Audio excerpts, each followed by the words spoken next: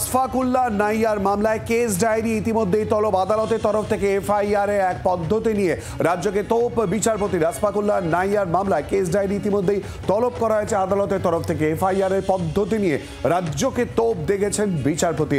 MBBS এর বদলে এমএসইএনটি ব্যবহার নিয়ে ইতিমধ্যেই প্রশ্ন উঠেছে। প্রেসক্রিপশন ছাড়া কিভাবে এই মামলা রুজু করা হয়েছে, এমবিবিএস হিসেবে প্র্যাকটিস করতে পারেন মন্তব্য করেছেন বিচারপতি। ইতিমধ্যেই কিন্তু আশফাকুল্লাহ নাইয়ার মামলায় কেস ডায়েরি তলব করা হয়েছে আদালতের তরফ থেকে এবং এই নিয়ে রাজ্যকে তোপ বিচারপতির। এমবিবিএস এর বদলে এমএসইএনটি ব্যবহারের প্রমাণ কোথায়, প্রেসক্রিপশন ছাড়া কিভাবে এই মামলা রুজু করলেন, এমবিবিএস হিসেবে প্র্যাকটিস করতে পারেন মন্তব্য করেছেন বিচারপতি। আগামীকাল কলকাতা হাইকোর্টে আশফাকুল্লাহকে নিয়ে ফের শুনানি রয়েছে।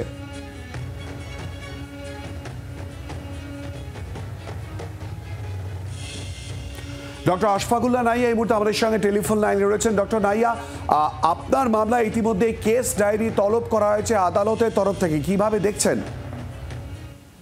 মামলা বিচারাধীন, এ ব্যাপারে কিছু বলার নেই। বিচার আইনের পথে চলুক। মামলা যেহেতু বিচারাধীন আছে, বিচার হোক।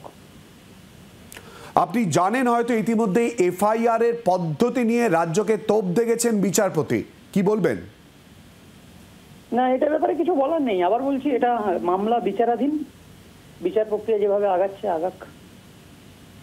ইতিমধ্যে আরো একটা প্রসঙ্গ উঠেছে যে এমবিবিএস এর বদলে এমএসইএনটি ব্যবহার করা হচ্ছে, তার প্রমাণ কোথায়, প্রেসক্রিপশন ছাড়া কিভাবে এই মামলা রুজু করেছেন।